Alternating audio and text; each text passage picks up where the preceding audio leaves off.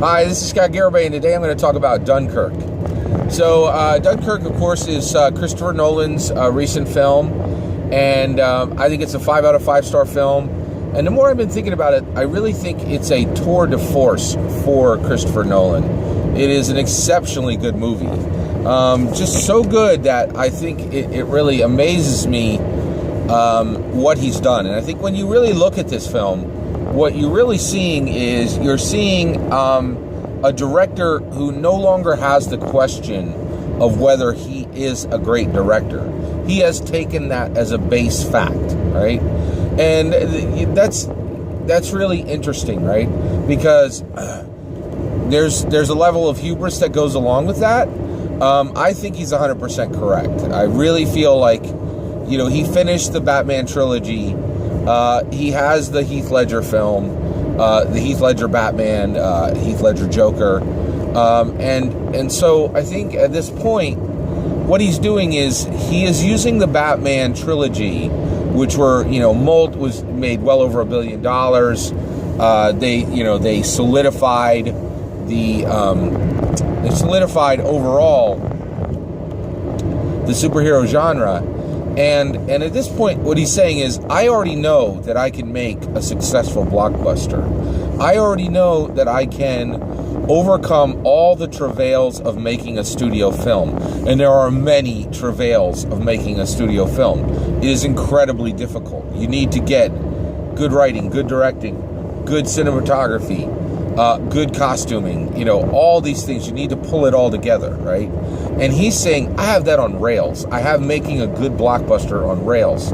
So I'm going to increase the degree of difficulty. And that's what Dunkirk is. It is a movie created by a master filmmaker, which just ratchets up the degree of difficulty with all these self-made obstacles, right?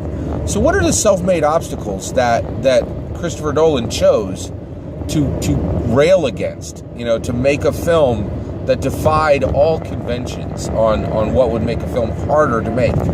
Well, here they are. One, he made a non-fiction film. That's challenging, right? So this is based on a true event, and that has its own pitfalls. He leaped over all of these, and every single one of these degrees of difficulty, I think he has just sailed over in the creation of this film. Let's talk about, so one, I really wish I could say that objectively this is a great piece of art, but I don't think anyone can ever say anything that objectively it's a great piece of art. Art is subjective. We all get to make our decisions on whether something is a great piece of art, and no one person can say, I can say with certainty that this is a great piece of art.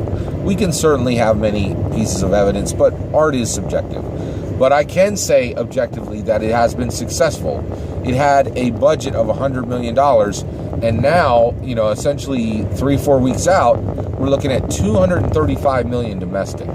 So, it's double its budget, and internationally, you're going to be looking at, $300-400 million. That's a lot of money, and it's definitely profitable, right? Nobody lost their shirt on this, and people are going to make money, and that's incredible on this film. So what else did he do? He chose World War II. World War II is such an important, it's arguably the most important event of the 20th century. So you have to get it right? And it's challenging, and he did. He jumped right in.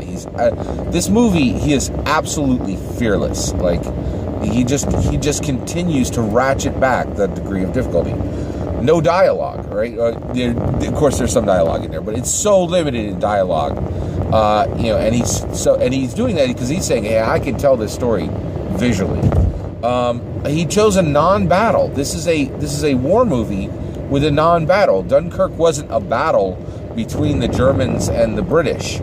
It was a battle. It was a non-battle. It was a military event where one side was just getting slaughtered, right?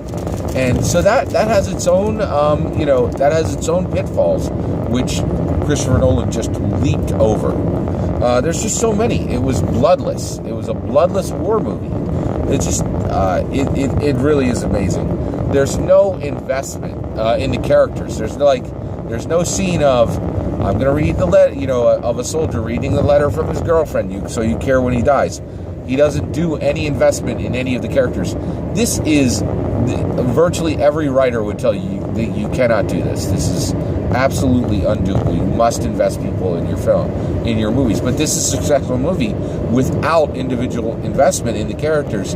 This breaks a fundamental rule of writing, and it's still successful, which means that Dunkirk needs to be studied, because it's accomplishing something that has really, in my opinion, never been done before. He makes this movie with Harry Styles, which is a star from a boy band, right? Again, that's challenging. You know, it's not certain that people aren't going to laugh at that choice, that he's going to be able to deliver in the specific acting genre, in the specific acting vein.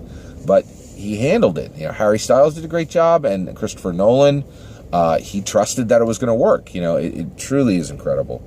Time signature. He told this in a unique time signature of 1 hour, 1 day, 1 week for the land, air, and sea. Just incredible. He used real film. This wasn't shot for digital. This was shot on 70 millimeter real film. So this is just, I think Dunkirk is just amazing. Seeing what Christopher Nolan has done here is tremendous. And I think the lesson to be learned from Dunkirk is when you claim, when you've done the work and you've become a master of what you do, you claim that, and then you ratchet back that lever, and you increase the degree of difficulty on yourself so that you are being strained against your own limits. And it's truly, truly exciting to see what Christopher Nolan has done with Dunkirk. Take care.